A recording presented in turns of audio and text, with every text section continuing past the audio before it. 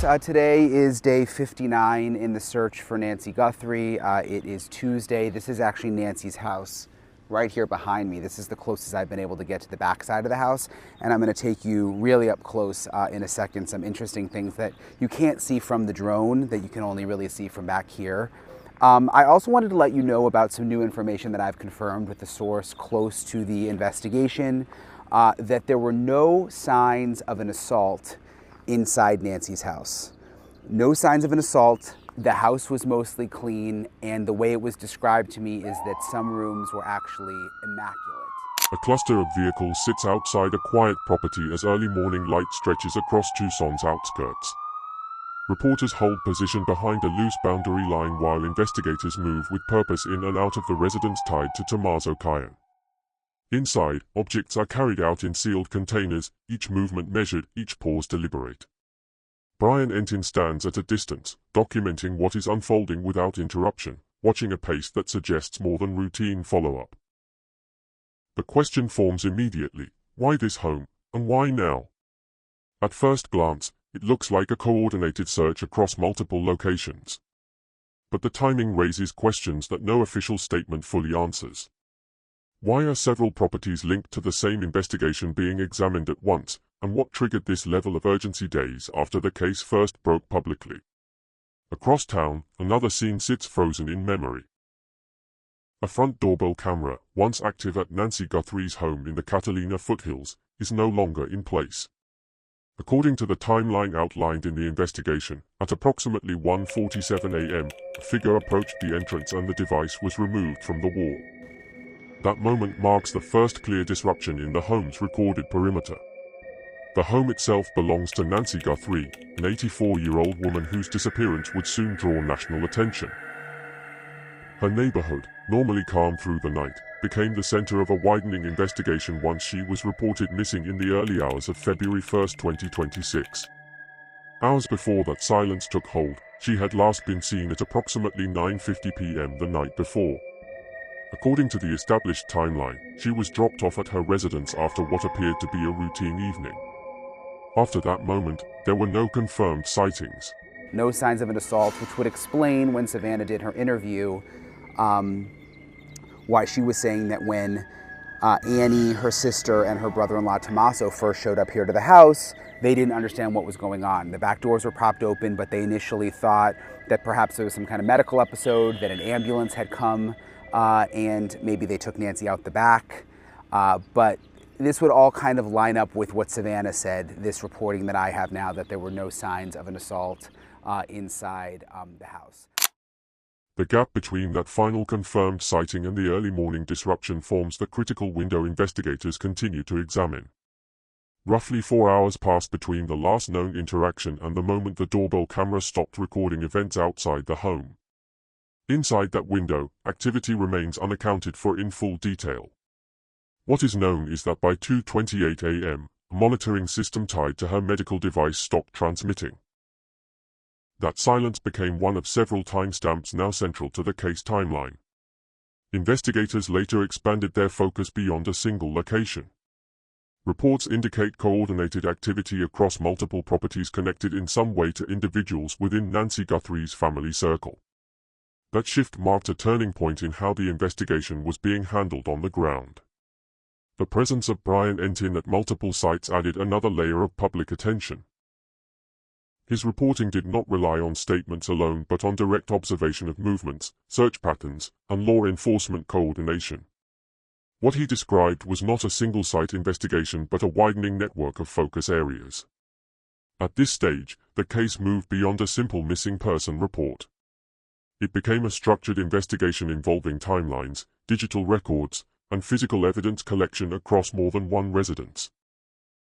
Each location appeared to contribute a separate piece of a larger puzzle still being assembled. HI viewers, have you ever noticed something in your own neighborhood at night that stayed in your mind afterward? Share your answer in the comments. The silence surrounding key individuals connected to the case also became part of the public discussion.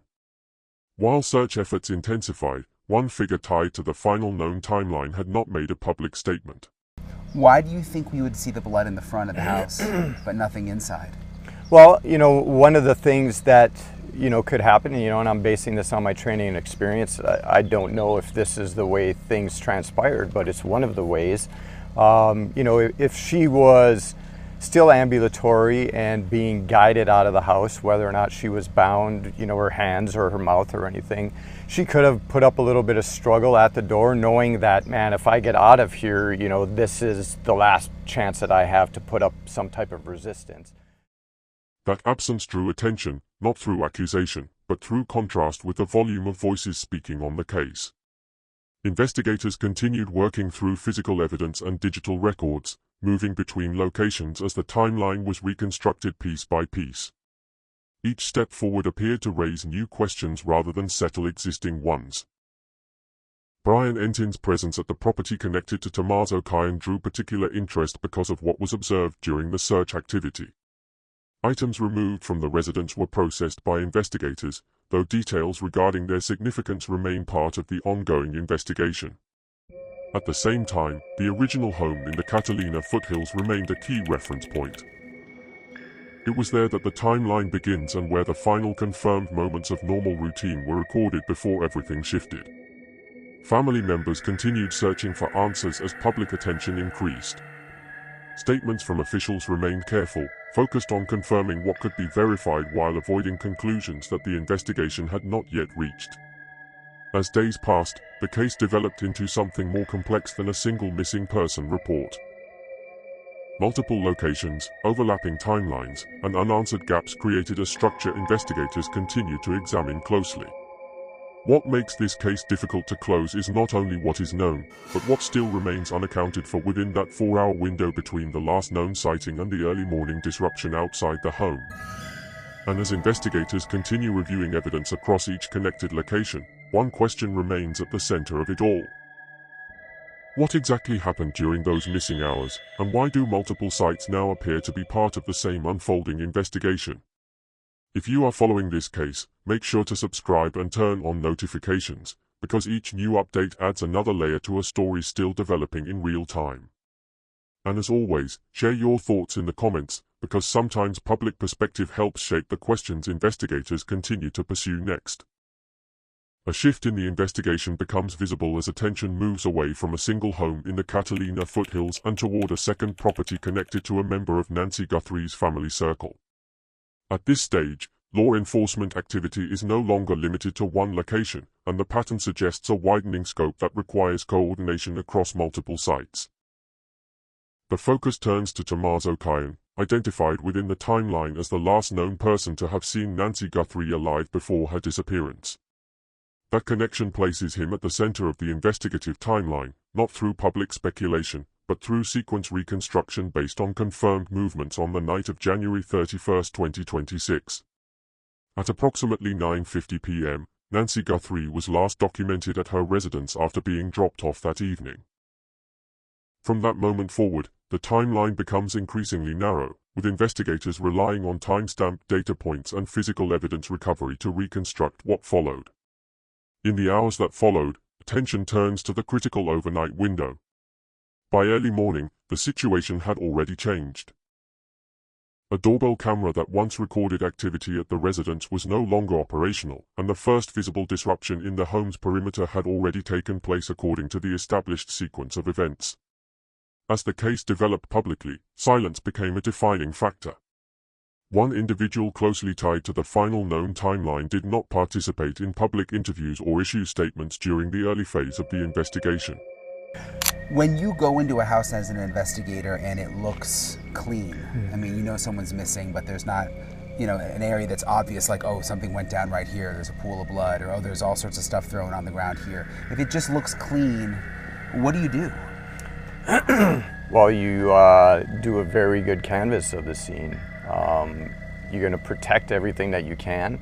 You're going to have the forensic investigators come out, our photographers, and they're going to photograph, they're going to fingerprint, they're going to swab for DNA, but they're going to do that at the direction of the homicide detectives. That absence became part of the broader discussion surrounding the case, not as a conclusion, but as an observable gap in public communication during a rapidly evolving situation. Investigators, however, continued working through multiple layers of evidence. Rather than focusing on a single residence, the scope expanded to additional locations connected to individuals within Nancy Guthrie's immediate family network. This expansion marked a clear shift from initial response to structured investigation. At multiple points during this phase, law enforcement activity was documented at different properties within the same general time frame. The coordination suggested that investigators were no longer treating the case as isolated to one scene, but instead as a series of connected environments requiring simultaneous review. Journalist Brian Entin's presence at these locations provided public visibility into the movement of personnel and equipment, though official details remained limited. What was observable was the methodical nature of the searches and the careful handling of collected materials as they were removed for further analysis. Inside this developing structure, questions began forming around access, familiarity, and timing. Investigators examined how individuals connected to the case may have had knowledge of the residence layout, daily routines, and security setup. These elements became relevant when placed alongside the sequence of events already established through timestamps. The timeline itself remained the central anchor. From 9:50 p.m. to the early morning hours, a defined gap existed in which activity at the residence was not fully accounted for in public reporting. That gap became the focus of continued analysis as investigators worked to align physical evidence. Throughout this stage, law enforcement maintained a careful public posture, releasing only limited information while continuing internal analysis. At the same time, public interest increased as new details emerged through on-site reporting and observation of investigative movement. The presence of multiple search locations within the same case introduced complexity that required careful coordination between agencies. Each site was treated as part of a broader investigative framework rather than isolated incidents, suggesting that investigators were working to understand connections that were not immediately visible to the public. As this phase continued, the investigation moved deeper into reconstructing movements, communication patterns, and access points relevant to the timeline. The emphasis remained on establishing a clear sequence of events from the last confirmed sighting to the first confirmed signs of disruption at the residence. What remained constant throughout this stage was the unanswered gap between those points in time. That gap continued to define the direction of the investigation as each new piece of information was placed against an already tightly structured timeline. HI viewers, at what point do you think a missing person case shifts from confusion into certainty that something more structured may have happened? Leave your answer in the comments. As public attention increased, investigators continued analyzing both physical and digital records linked to the case. Each new development added context, but not closure. Instead, the timeline grew more detailed while still leaving critical moments unaccounted for. The investigation at this stage was no longer focused on a single event, but on reconstructing a sequence of actions across multiple locations and timeframes. That shift marked a transition from initial response to full-scale analysis. By the end of this phase, one key question remained unresolved. Despite expanding evidence review and coordinated searches across multiple properties, the central timeline between late evening and early morning still contained gaps that had not been fully explained. And as investigators continued working through those gaps, attention turned toward what had not yet been publicly clarified about the final hours before Nancy Guthrie's disappearance. That question would carry directly into the next stage of the investigation, where the focus would shift from movement and timing to evidence interpretation and competing explanations that would begin to reshape how the entire case was being understood. If you are following this case, subscribe and turn on notifications so you do not miss the next update.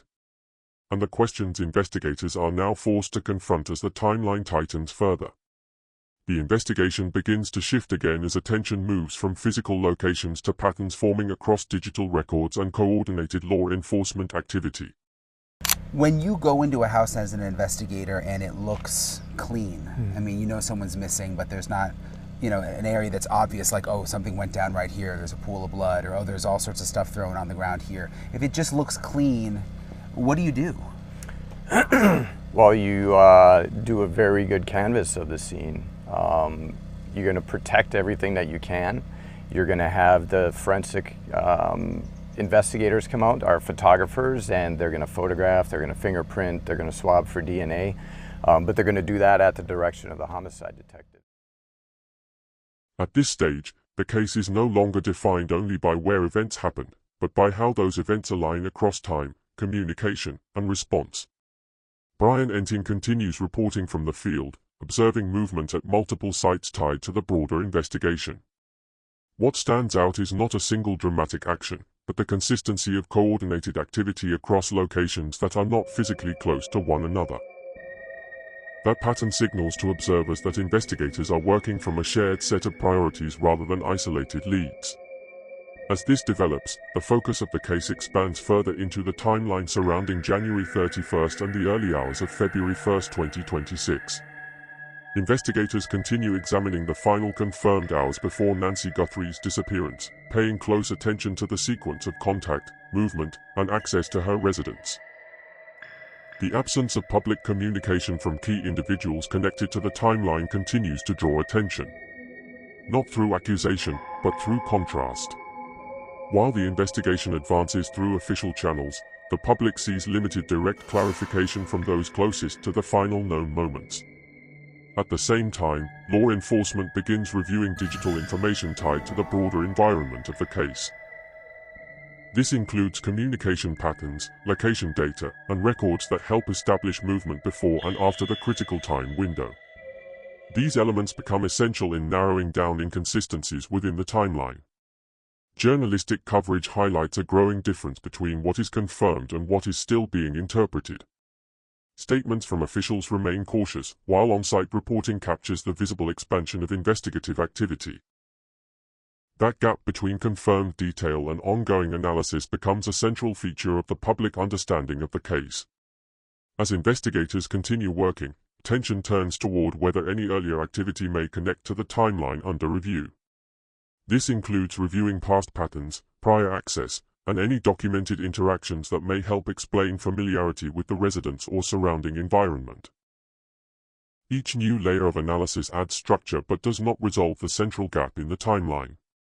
Instead, it reinforces the complexity of the case, where multiple elements must be aligned before any clear conclusion can be drawn. And as this stage closes, the investigation reaches a point where physical evidence, digital records, and observed behavior must all be considered together. The challenge now is not gathering more information, but interpreting what the existing information actually means when placed side by side. At this stage, the investigation moves deeper into interpretation of evidence already collected. Rather than focusing on new locations, attention turns to how existing data fits together across time and behavior. The timeline between the late evening hours of January 31st and the early morning of February 1st remains the central framework. Investigators continue reviewing how known timestamps align with physical observations at the residence, including the moment the doorbell camera stopped functioning and the last confirmed monitoring signals from inside the home. Digital records become a key area of focus during this phase. Location data, communication logs, and device activity are examined to establish whether movement patterns align with the established timeline. These records are used to confirm or clarify the sequence of events rather than to draw immediate conclusions. At the same time, investigators evaluate how familiarity with the residents may factor into the overall case structure.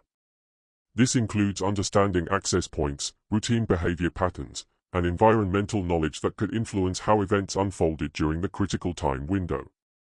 Different interpretations begin to form within the broader discussion of the case.